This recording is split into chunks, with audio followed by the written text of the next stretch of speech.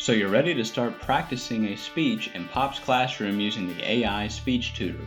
To do so, click on a speech and then click on Speech Practice. Once inside of Speech Practice, you'll click Continue and then put in the duration of your speech in the minimum and maximum time requirements. So let's say this speech should be a 3 to 5 minute speech. I'll put in 3 minutes to 5 minutes and then click Continue. You'll then have the option to upload a video that you've already recorded of yourself practicing a speech, or you can practice a speech live by recording a video straight into Pop's classroom. I'll go ahead and upload a video, so I'll hit Continue. I'll then click Choose a File and choose a video file and click Open. You'll see the file name and then click Continue.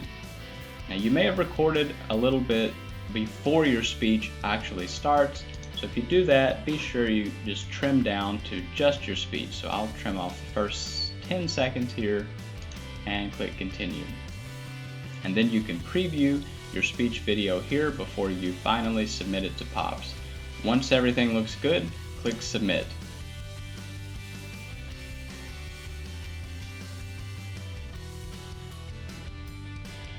Once your video has uploaded, you'll see this video processing in progress that will eventually change to video analysis in progress, and in just 2 or 3 minutes you'll see your feedback here. When your feedback is ready, you'll see it here. You'll start out by looking at your recommendations. You'll notice that you have recommendations as overall, intro, body, conclusion, as well as delivery. You'll get a sense of how you did in each of these areas by looking at the main phrase here. So you did great, maybe you did fair, maybe you just did good or very good. And then you can tell by the color indicator bar here kind of how well you did or how much you need to improve as it goes toward the red side of things. Be sure to read into these paragraphs and sentences as well, because it's going to give you things to work on as you move from one practice session to the next and ultimately toward giving your actual speech presentation in class. You'll also see the body movement tab, where a heat map of your body movement throughout your whole speech video will be shown. So you'll be able to see how your eye contact tended, whether it was to the left or to the right. You can see that this person really looked to the right. And then you'll also see how the rest of your body moved. So depending on how much of your body you have in the frame, you'll see maybe you waved your arms around a lot, maybe you paced back and forth, that kind of thing. And as you move more, the circles will darken and become larger. And as they're lighter and smaller, that shows less movement. So you can see overall this person moved about average and didn't move too much in one direction or another, possibly moved the right hand a little more than the left, and obviously looked more to the right. You can then move to the Analysis tab, where you'll get all the analytical information about your speech, such as how long your speech was.